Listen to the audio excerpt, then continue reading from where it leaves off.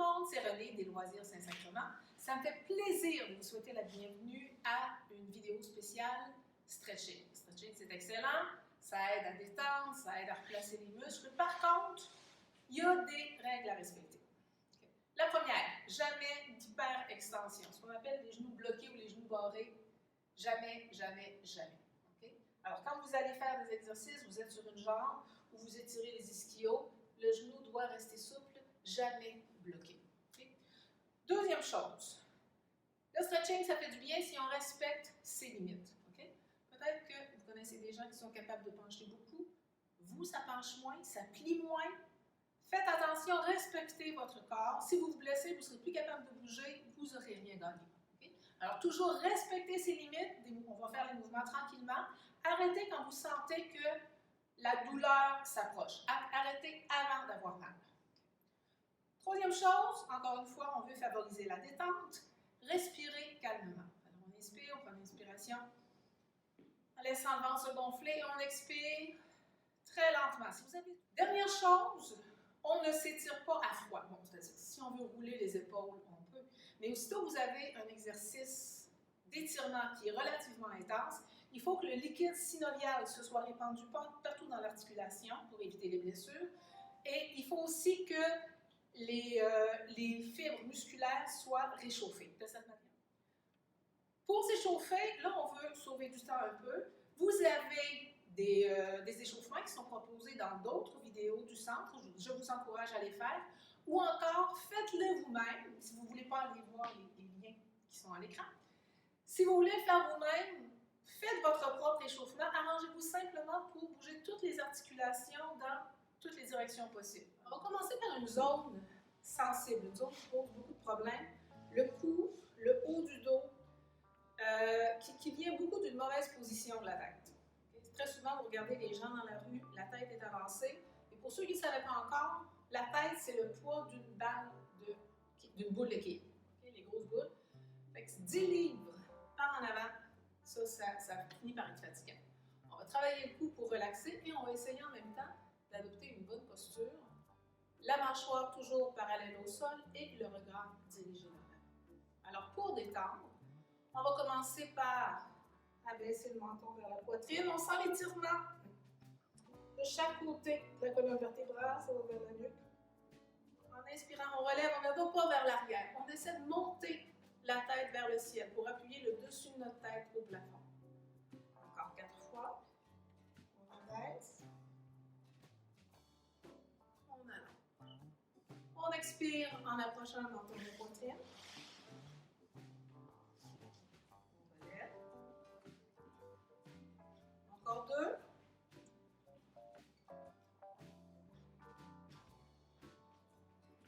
Et dernière fois.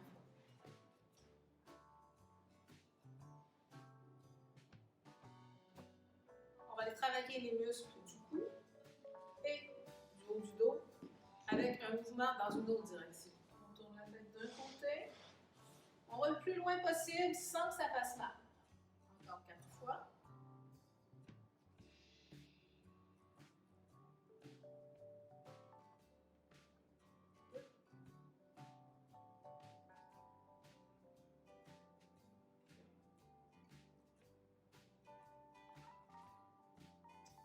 Troisième axe, on va diriger, laisser tomber l'oreille vers l'épaule.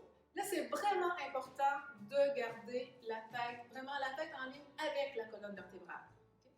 Si vous avez tendance à laisser la tête tomber vers l'avant, vous penchez de côté, vous allez vraiment sentir une tension désagréable. Alors, la tête est bien en ligne avec le dos. Et l'épaule va simplement tomber, l'oreille va simplement tomber vers l'épaule. 5 fois de chaque côté. L'épaule reste basse. On est parfaitement détendu. On sent que ça tire sur le côté du cou et à la base ici. La jonction entre le cou et le cou.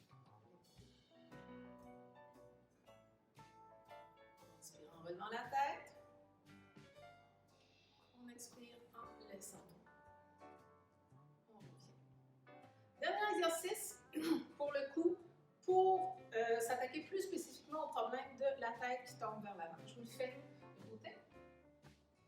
Alors, c'est ce qu'une collègue appelle le tiroir-caisse. Alors, le tiroir-caisse, il avance et il recule, mais il n'y a aucun mouvement de vos jambes. Pour s'aider, on va placer deux doigts sur le menton. Pousse le menton vers l'arrière, en gardant le regard toujours dirigé bien vers l'avant. Pousse. Encore 3 fois.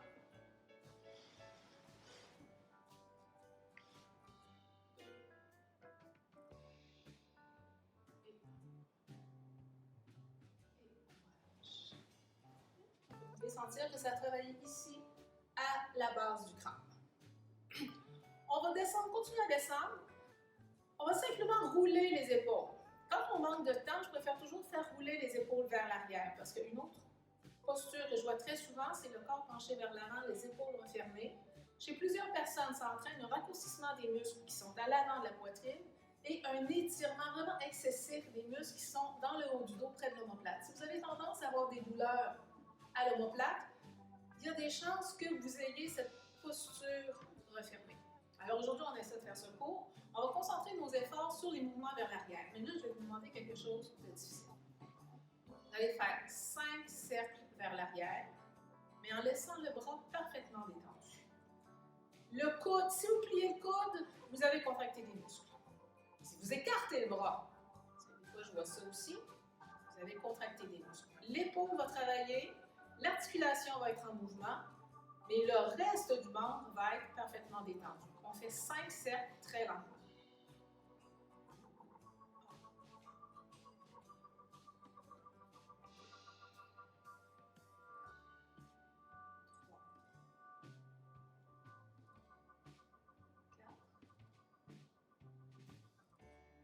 5. Encore une fois, votre attention porte autant sur l'état de relaxation du bras que sur le mouvement de l'épaule. De l'autre côté. 1,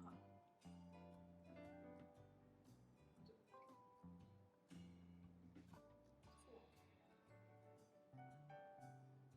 4, 5.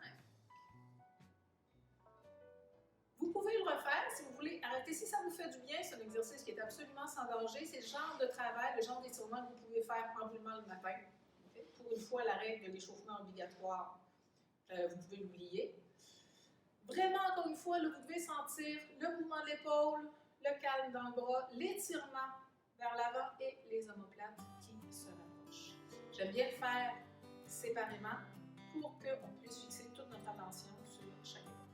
Bon, alors, les épaules commencent à être réchauffées. On va pouvoir faire quelque chose d'un petit peu plus complexe. On apprend les lettres de l'alphabet. Y, main vers le ciel. W, L. Je recule les mains vers l'arrière pour rapprocher les omoplates. Et le T, j'essaie d'allonger au maximum. On va le faire lentement. On va prendre une respiration à chaque lettre et on va le faire 3 fois. C'est parti. Y.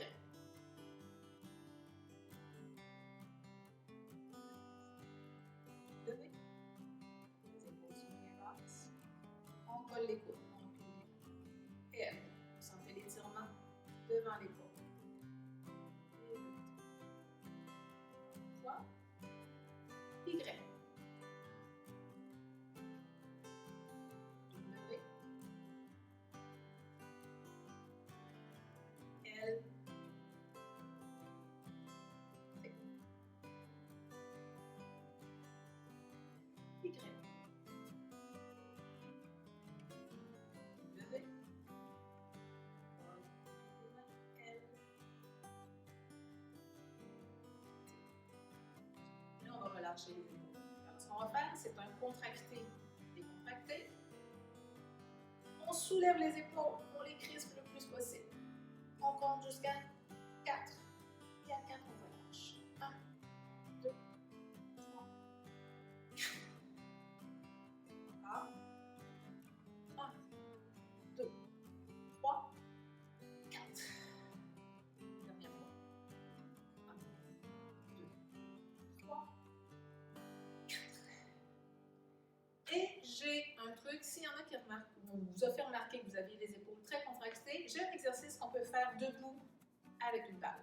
Maintenant, aller chercher ma balle. Alors, un problème que je vois souvent aussi, c'est le stress. Le stress se fait sentir dans les épaules. On ne s'en rend pas compte. On a vraiment tendance à être, c'est ça la pose Frankenstein. Okay? On va forcer l'épaule à descendre en roulant une balle. C'est vraiment l'épaule qui descend. Il n'y a pas de flexion du corps ici. Vous faites simplement descendre la balle ou la monter. C'est un mouvement de l'épaule uniquement. Deux. Encore une fois. La prochaine fois, on va tenir avec l'épaule très basse pendant 2 respirations.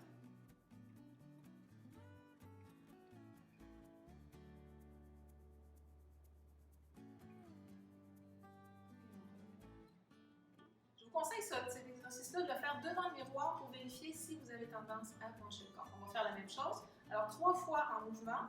La 4e fois, on va garder la balle le plus bas possible en prenant 2 respirations. C'est parti. On inspire. On expire. 1. 2. 3. Prochain, on tient pendant 2 respirations.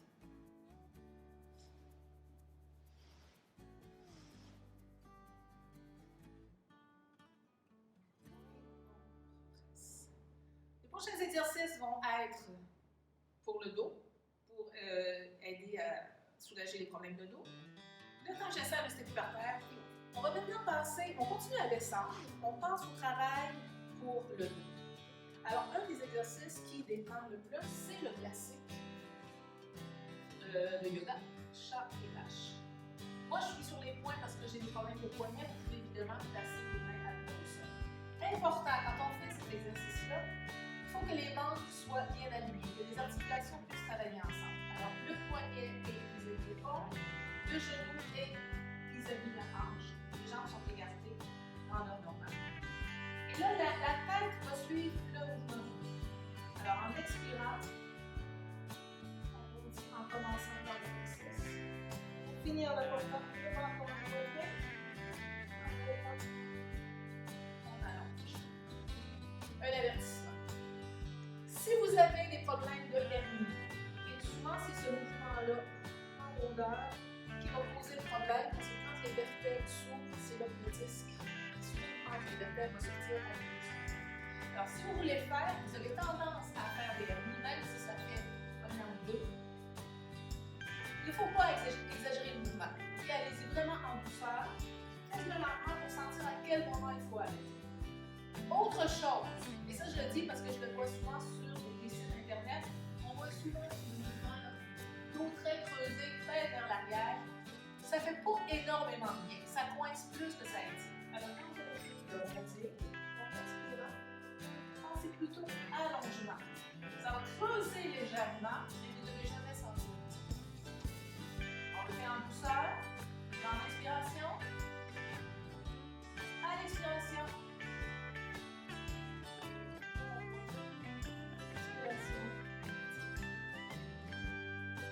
Expiration.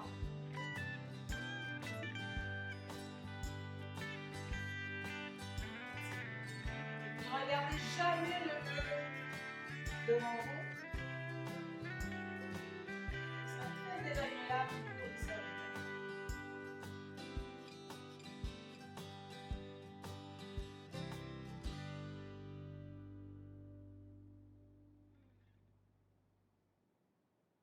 Et là, je devine ce que plusieurs personnes voudraient me dire, si on était en présence l'un de l'autre. Je ne peux pas travailler au sol. L'exercice, on peut faire l'équivalent assis, par terre, ou sur une chaise. C'est exactement le même principe. Vous allez rondir en approchant le menton de votre tête. Expirez. En étirant. On abaisse les épaules, on essaie de monter la tête vers le plafond en regardant toujours devant soi.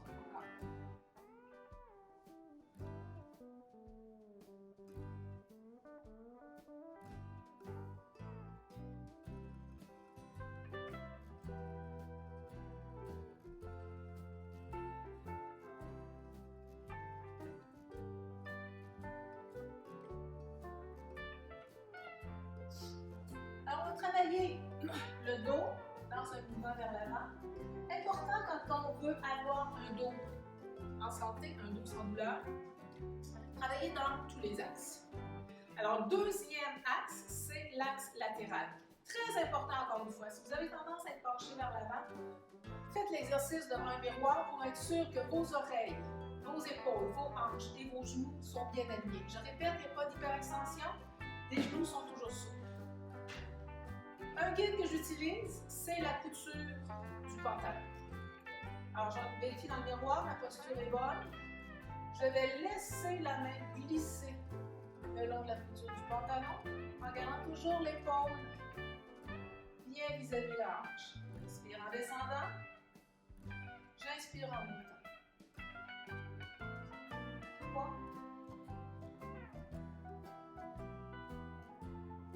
2.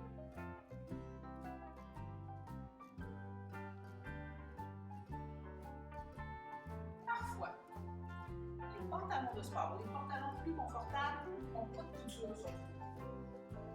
À ce temps-là, ça peut être pratique d'avoir une balle. On va faire la même chose de l'autre côté, cette fois-ci en faisant rouler une balle de côté. Alors, il n'y a que l'épaule qui descendait. Là, l'épaule ne bouge pratiquement pas. C'est le tronc qui est penché. Plié pour faire travailler. Rappel, vous regardez toujours vers l'avant, votre manchon est toujours parallèle au plancher.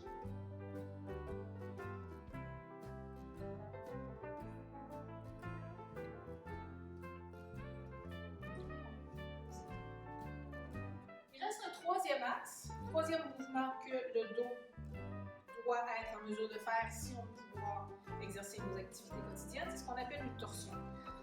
Dans une torsion, le bas du corps, les hanches restent immobiles. Le haut du corps va tourner d'un côté. Important, ce n'est pas un mouvement des épaules. Le mouvement part vraiment du centre. Alors essayez d'imaginer que c'est votre nombril que vous voulez faire tourner. Très doucement les torsions d'un côté et de l'autre. Comme c'est un mouvement qui risque de causer des problèmes, évitez de le faire si vous avez de graves problèmes.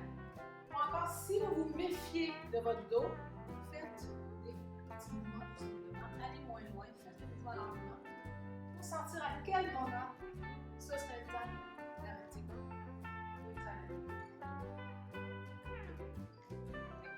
Et ça fait en même temps travailler le petit mou qu'on a ici.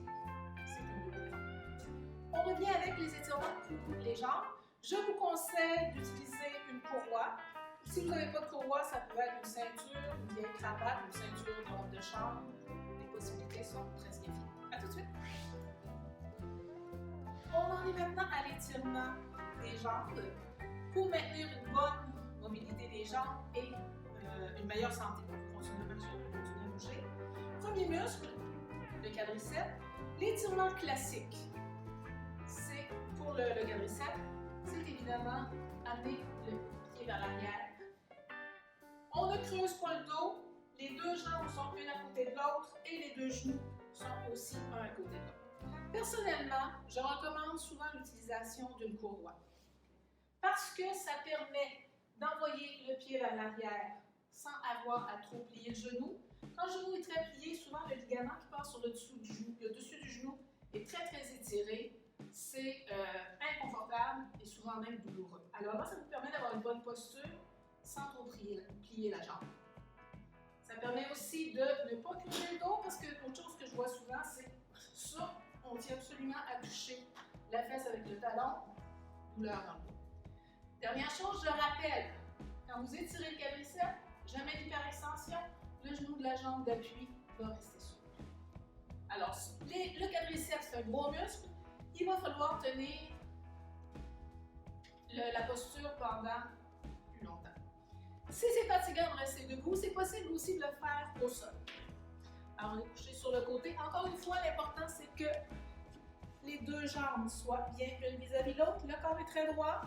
Vous prenez la courroie, vous la placez sous la cheville, vous amenez le pied vers l'arrière. Et là, vous comptez entre 5 et 10 respirations bien claires.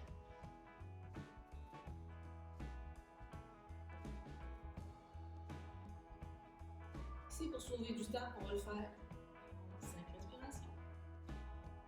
la maison, si c'est un étirement qui vous fait du bien, vous pourrez garder la pause plus longtemps. Je vais faire l'autre côté.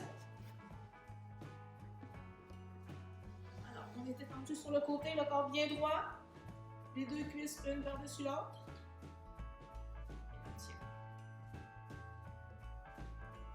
Une fois que vous avez trouvé la posture qui vous permet de sentir l'étirement, sans douleur, concentrez-vous sur votre respiration pour détendre.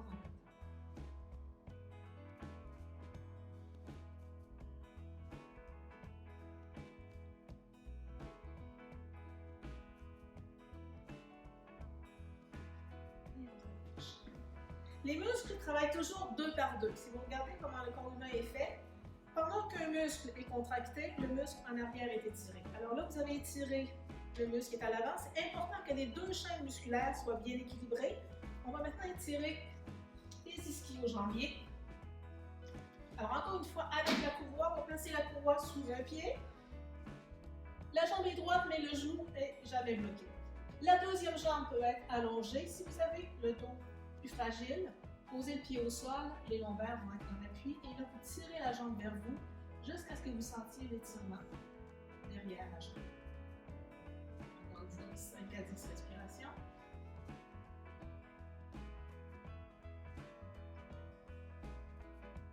On me demande aussi souvent si on peut faire ces étirements-là au lit. Il faut vraiment que votre matelas soit bien ferme. Okay? Ça a souvent tendance à creuser dans le milieu du corps. Il faudrait que votre corps puisse être parfaitement droit. Donc, si vous êtes du genre à dormir sur une planche, ça va. Sinon, ça va être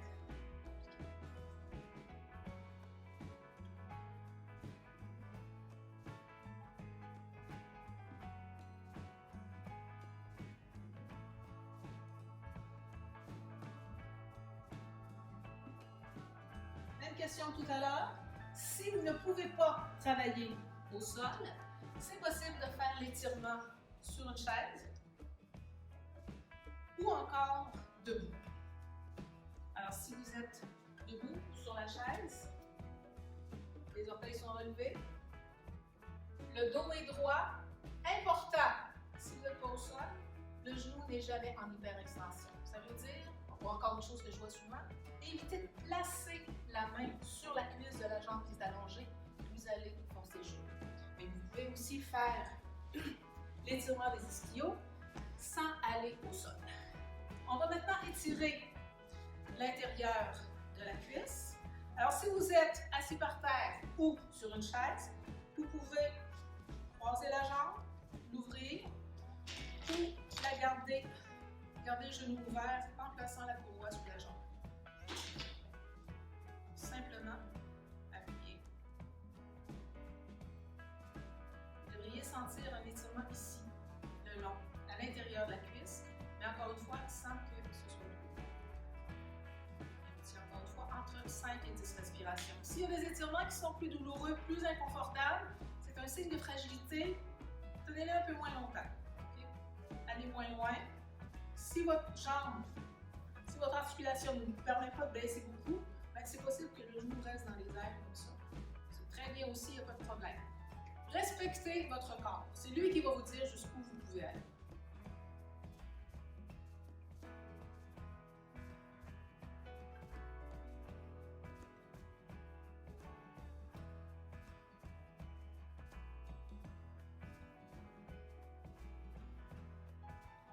Alors, on va étirer le devant de la jambe, l'arrière, l'intérieur, il va rester l'extérieur.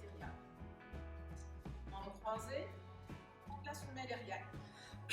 Alors moi je croise parce que j'ai pas de problème de dos. Si le dos est fragile, on va simplement plier la jambe, bien placer le pied le long du mollet et appuyer avec la main opposée. On la pose à l'extérieur du genou et on pousse pour sentir l'étirement sur le côté de la jambe. Si on n'a pas de problème de dos, on peut croiser, appuyer un peu plus et faire une torsion. Étirer le dos en même temps en tournant le haut du corps. Encore une fois, adaptez l'étirement à votre condition physique.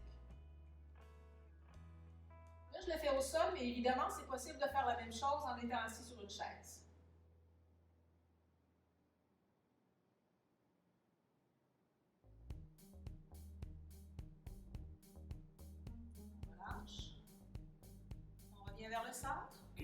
Encore une fois, on peut plier une jambe ou encore la plier et la croiser. Et c'est possible que vous soyez capable de croiser d'un côté et pas de l'autre. On se tourne.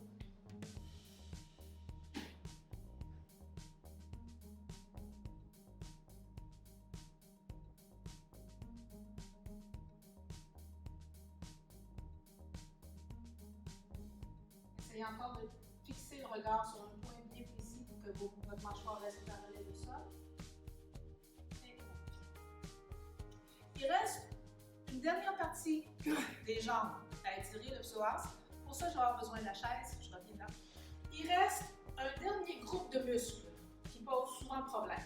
Aujourd'hui, on essaie de faire ce cours. Je me suis vraiment concentrée sur les zones à problème. C'est le psoas.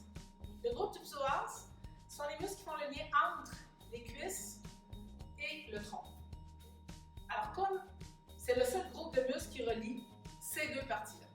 Comme on est souvent assis, le muscle a tendance à rétrécir et quand on est debout, okay, là on l'étire au maximum. Quand on dit ça tire d'un rein, j'ai mal au dos, c'est souvent à cause de ça. Alors la meilleure façon de faire, évidemment l'exercice classique, c'est la fente, une fente assez intense, avec le genou d'en avant bien au-dessus de la cheville, le corps droit, mais c'est un petit peu difficile pour les genoux. C'est assez exigeant pour les genoux. Alors je vous propose une variante. Moi, je le fais pour des raisons de vidéo. Je le fais avec la chaise au milieu du plancher. Vous, si vous mettez le pied sur une chaise, je préférerais vraiment que la chaise soit appuyée au mur, ce qui évite ça. Okay? Je me suis pratiquée, je devrais être capable de le faire sans faire bouger la chaise. Alors, vos pieds sont parallèles. Un pied sur la chaise, le corps droit. Vous laissez porter le corps vers l'avant, jusqu'à ce que vous sentiez l'étirement vraiment dans le creux de la cuisse. Comme je dis souvent, là où il y a l'élastique du sous-vêtement. Et là, vous tenez. Vous allez vraiment sentir, la sensation est vraiment là, dans le creux de dans le pli de la cuisse, à l'intérieur. Vous revenez. Et vous faites l'autre côté. Je vous laisse choisir la durée de l'étirement. Ça ne doit jamais faire mal. Il faut remarquer aussi que mon genou est resté au-dessus de ma cheville pour éviter de lui faire porter du poids. Il faut remarquer aussi que les pieds sont tous les deux dirigés vers l'avant pour maintenir un bon alignement. On va terminer avec un petit truc pour... C'est pas vraiment un étirement, c'est vraiment un truc pour ceux qui ont tendance à avoir les épaules vers l'intérieur. Et ça, c'est quelque chose que vous pouvez faire en regardant la télévision, en parlant avec vos amis, n'importe quoi.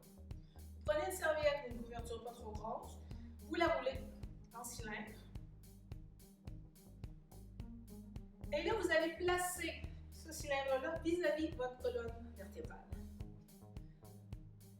Et vous vous appuyez. Si vous avez tendance à avoir les épaules vers l'avant, ça va ramener le fait que la colonne vertébrale soit projetée vers l'avant, ça va amener les omoplates vers l'arrière. Vous allez avoir une